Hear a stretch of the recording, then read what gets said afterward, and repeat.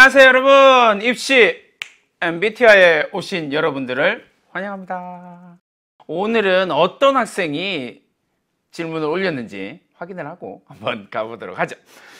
분당에 살고 있는 이과 재수생입니다. 그나마 잘하는 과목이 수학이기도 했고 워낙 국어와 사회탐구를 관심이 없어가지고 이과로 오긴 했는데 공부를 하면 할수록 점점 회의감에 빠집니다. 점점 미궁에 빠져가고 있는 거죠.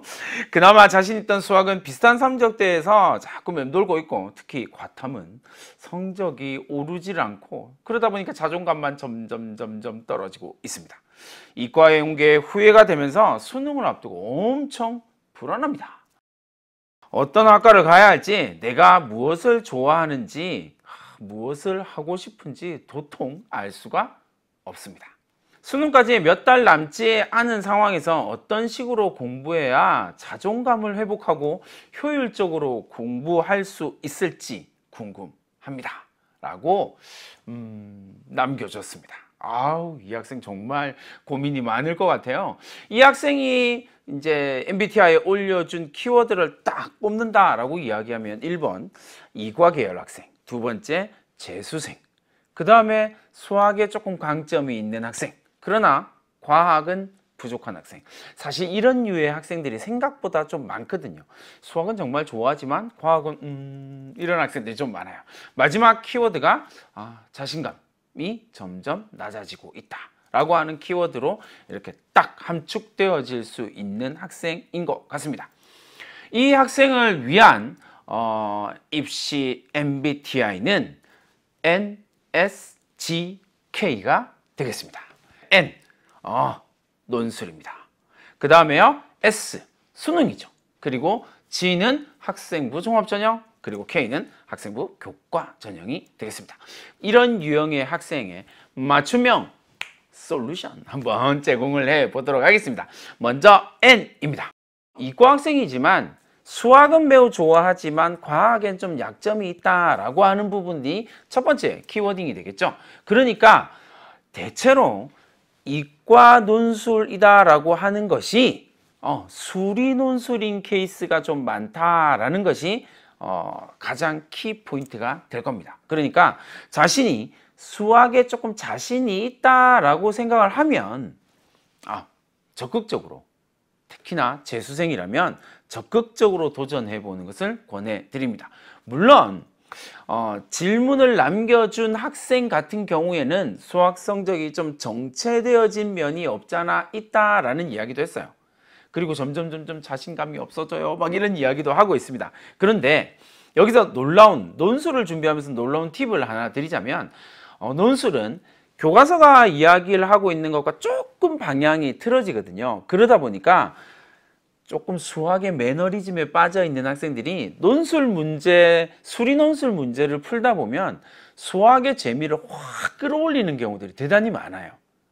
그러니까 의도적으로 내가 점수가 조금 정체기에 온 것 같아 라고 하는 학생들은 수리 논술 문제를 풀므로 해서 수리 역량을 업그레이드 시키면 생각보다 쉽게 수능 성적이 올라가는 경험들을 하게 됩니다. 그러니까 반드시 N, 논술에 도전을 해 주시기를 부탁드립니다. 두 번째 생각할 수 있는 MBTI에는 S, 수능이 되겠죠.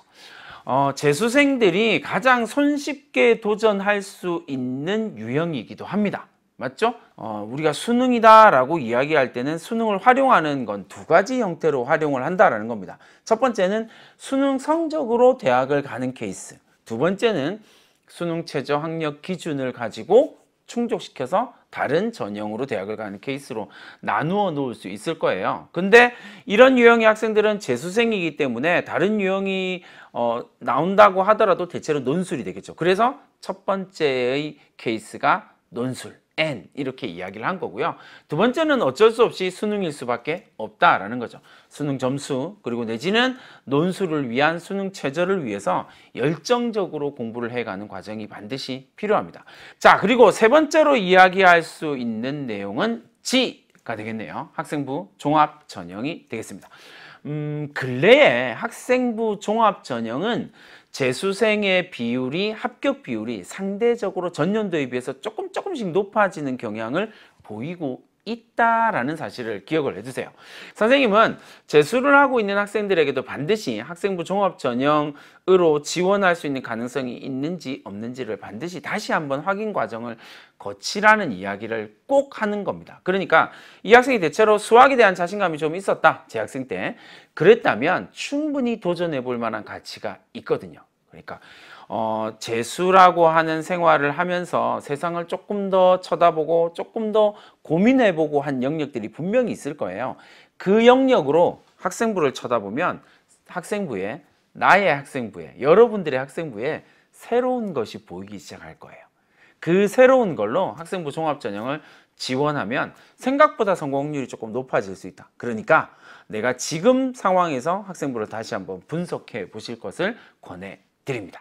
한 가지 더 말씀을 드린다면 효율성을 질문을 했잖아요. 어떻게 하면 효율적인 공부를 할까요? 라고 질문을 했는데 대답은 대단히 단순합니다. 효율성이라고 하는 것은 어디에서 나오냐면 목표에 대한 열정, 목표에 대한 헌신에서 효율성이 나올 수밖에 없거든요.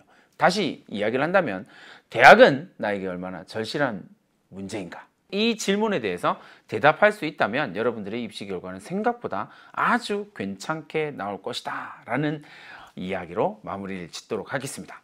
EBS는 월간 입시는 입시닥터 윤사부는 여러분들의 절실함을 응원합니다. 화이팅!